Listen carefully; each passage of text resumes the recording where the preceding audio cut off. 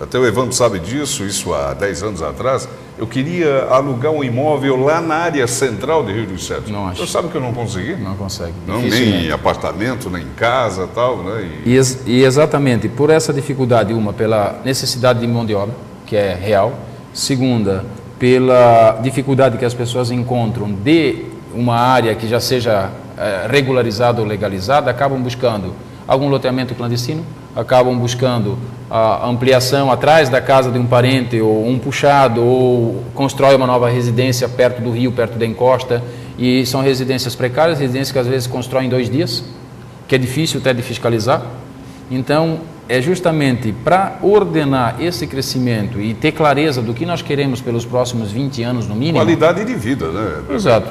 Que a gente precisa regulamentar tudo isso e criar uma estrutura para tanto criar mecanismos para que as pessoas possam adquirir sua propriedade, possam construir, mas que possam construir de uma maneira que não venha prejudicar futuramente, canalizar, e aí vem os aterros indevidos, e aí as águas já não têm mais passagem, acabam concentrando em determinados pontos e às vezes aumenta ainda mais o problema que a gente tem de incidência das enchentes. As cidades pequenas, elas têm que crescer, né? As pequenas, de médio porte, enfim, mas ela tem também um limite de crescimento. Exato. E a partir dali crescer, mas com qualidade de vida, um crescimento ordenado, e também é o que eu falei, existe um limite, porque de repente daqui para frente, se crescer um pouco mais, vai trazer consequências. Né? Eu vou dar um exemplo bem concreto que o Rio dos Cedros vive, e isso é uma situação sempre foi assim, de longa data, mas que ela precisa ser repensada com urgência.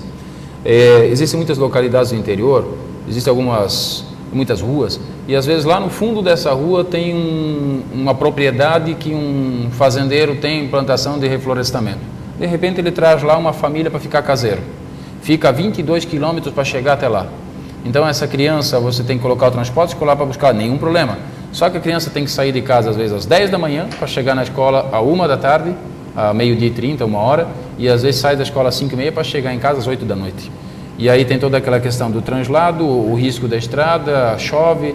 Então, não é possível permitir situações assim que inviabilizam a estrutura de um município. Postos de saúde também, né? Que daí é uma Como é que fica a saúde para contratar atender? mais profissionais, Exatamente. tudo isso. Então, isso tem que ser repensado, evidentemente que pensando isso das novas instalações que virão, não colocando em prejuízo os que já estão, Lógico. mas de uma maneira que seja equilibrada, justa, porque senão não há mais recurso, vai se tornar inviável qualquer tipo de estrutura. Se a gente pegar o exemplo dos países na Europa, por exemplo, existe uma faixa onde você pode construir. Fora daí você não pode construir no interior. Então o núcleo da cidade está concentrado aqui. Então o que facilita? Você melhora a qualidade das escolas, porque você cria uma estrutura melhor, não precisa ficar tão espalhada. Né? Você melhora a qualidade do acesso, das estradas, você consegue pavimentar, porque o núcleo está concentrado aí. Porque a dificuldade de manter uma rua que tenha 2 famílias e uma rua que tenha 50 famílias é a mesma. Só que o retorno de contribuição de 50 famílias para arrumar recursos para manter ou fazer pavimentar essa rua é uma coisa. Se você só tem 2, só são 2 que contribuem. Então não pode ser espalhado desse jeito para manter a estrada. Então a gente precisa devagarinho, é claro que isso pensando 10, 15, 20, 30 anos, ou o que vem pela frente, ordenar esse crescimento da cidade de uma forma, e mais do que nunca agora, diante dessas enxurradas e enchentes todas que a gente já pode infelizmente se acostumar, temos que da instabilidade aprender climática. a conviver com essa situação, queira ou não, é uma realidade. Exato. Daqui para frente. Não se conformar com a situação, Exato. mas criar mecanismos prevendo de que, infelizmente, a instabilidade climática nos próximos anos ela é real. Nosso tempo praticamente já está avançado, mas quero fazer uma pergunta para o senhor. O seguinte, a questão da defesa civil de Rio dos Cedros, como é que ela está? Está bem aparelhada? O que falta ainda? Falta carro? Até hoje já daqui a pouco tem que se pensar em bote também, bateira, né? Como diziam os antigos, né, prefeito? Graças a Deus, assim, a defesa civil do município de Rio dos Cedros, ela está bem estruturada. Ela tem, o carro-chefe dela é o Corpo de Bombeiros do município de Rio dos Cedros, que tem uma estrutura muito boa. Bombeiro militar, né? Bombeiro militar, e nós temos a estrutura dos bombeiros comunitários, civis que fazem parte, que é a maior parte. A própria prefeitura tem agentes da Defesa Civil dentro do Corpo de Bombeiros, funcionários que permanentemente fazem esse trabalho. São poucas cidades, né, que tem Oi? Tem um corpo de bombeiros, né? Assim, parabéns. A nossa cidade aqui, avançou bastante nesse sentido. Já há uns 4 anos que ela veio e depois ela foi bem melhorada, estrutura, caminhões, etc., veículos próprios, e a estrutura da prefeitura pela proximidade que tem dos veículos, então há uma gama de voluntários também colocados à disposição e foram adquiridos barcos, botes também, que já foram utilizados nessa última vez. Sim. Então, ela tem que sempre ser melhorada, aprimorada. E com essa situação que falamos antes, das estações meteorológicas para fazer a prevenção, ela vai conseguir fechar para ter uma antecedência bem maior de atendimento às pessoas. A gente falou qualidade de vida, Hospital Dom Bosco, né? Hospital, como é que está a situação? Olha, o Hospital Dom Bosco está avançando em duas situações. A primeira delas, ela avançou, foi criada uma estrutura própria através da fundação. Importante deixar claro que ela não é da prefeitura, é uma fundação independente.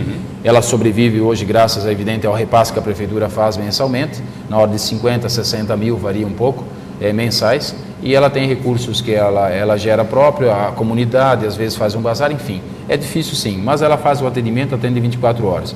Paralelo a isso, tem um projeto de quase 4 milhões em andamento, dos quais 2,5 milhões já foram aprovados, meio milhão foi liberado ainda no ano passado e já está a obra quase, já estão fazendo o telhado dela. É a ampliação? É a ampliação, que é na parte de trás. E aí agora estive já em Florianópolis, com o secretário de Estado da Saúde, e também já estamos marcando para a partir de maio, quando volta a liberar os repasses de recursos, fazer o repasse da outra parte do dinheiro, para que se possa fazer a licitação da outra parte da construção.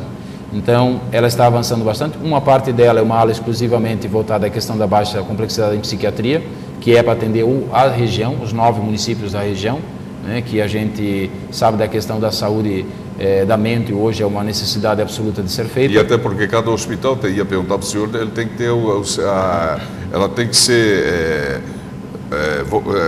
se profissionalizar em determinada atendimento, ela está sendo referência, vocacional. Então ela foi vocacionada nessa especialidade que o paciente, isso a gente colocou na reunião aqui, até inclusive do ASE. Aqui em Timbó. Aqui em Timbó, o paciente que trabalha com a questão da depressão, que é o paciente primeiro a ser atendido, ele é um paciente que dificilmente encontra um tratamento especializado.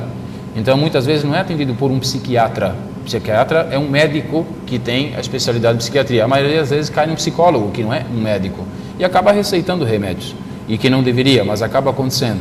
E por não ter clínico geral? Ou um clínico geral. E como não tem um acompanhamento direto, né, ou pelo menos um tratamento adequado, eu vejo assim, a gente tem na família casos também. Exato. No primeiro dia toma os 2 comprimidos que eram, no terceiro os 2, depois toma 5.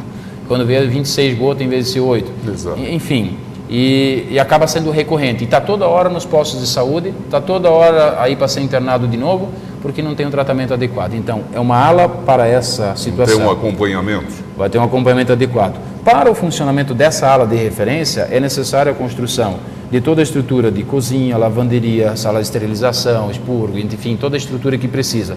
Essa mesma estrutura que é de cozinha, lavanderia, etc., que eu citei, ela tanto vai atender a ala especializada, como vai atender toda a estrutura da frente do hospital, que ela vai ser reativada com a parte das internações clínicas normais, enfim, e outras especialidades que depois serão implantadas também.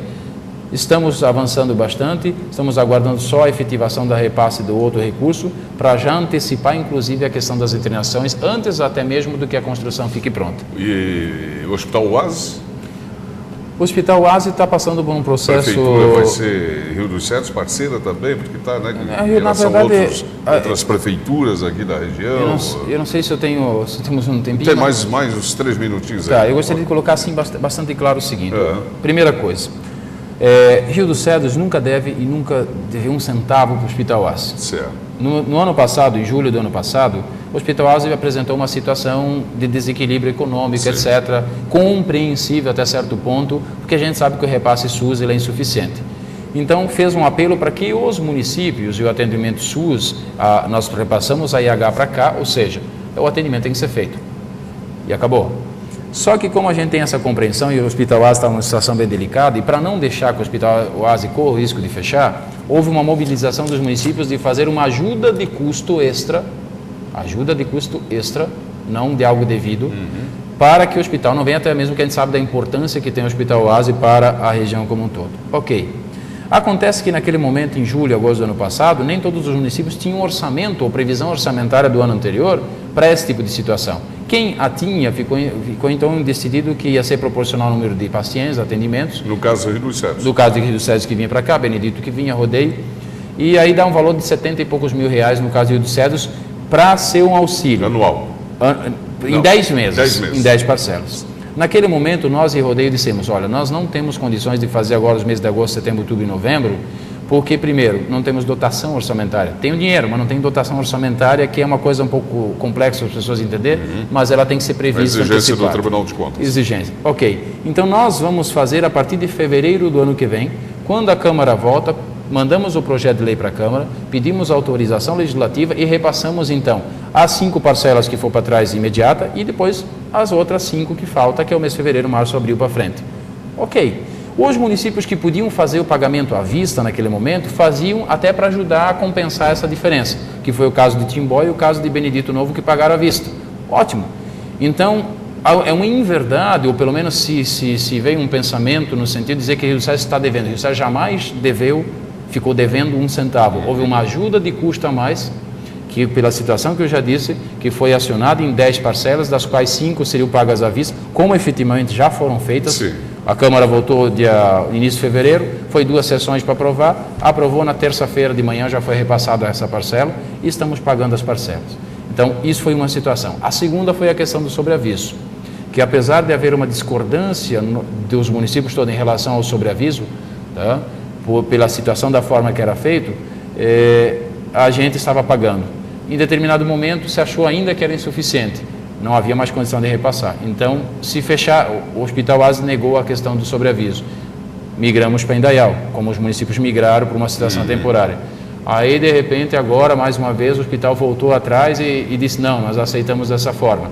Semana passada tivemos reunião, voltamos o sobreaviso com valor até um pouco maior. Quer dizer, o OASE voltou a atender os pacientes de Rio dos Cedros. Voltou a atender aqui o sobreaviso, né? Sobreaviso. Exato, a questão do sobreaviso dos médicos no hospital aqui do ASE. Enfim, o convênio nós todos assinamos, me parece que o ASE ainda não tinha feito a assinatura efetiva, mas é uma questão interna e agora estaria, entre aspas, equacionado. Ou seja, os municípios da região fizeram uma ação de ajuda ao ASE. Quer dizer, fizeram a parte deles. Nenhum município da região, Rio dos Cedros, Rodeio, Benedito Novo, tinha dívidas com o Hospital ASE. Isso tem que ficar muito claro para as pessoas, porque veiculou uma informação, ou às vezes até não foi o que foi dito, mas ficou no ar, como se o Rio dos Cedros estivesse devendo, o que não era verdade.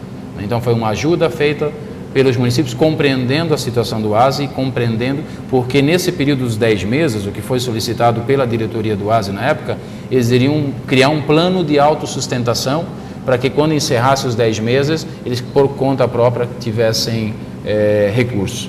Mas me parece que mesmo assim tiveram dificuldades e agora tem uma alternativa sendo criada aqui de um modelo de gestão um pouco diferenciado.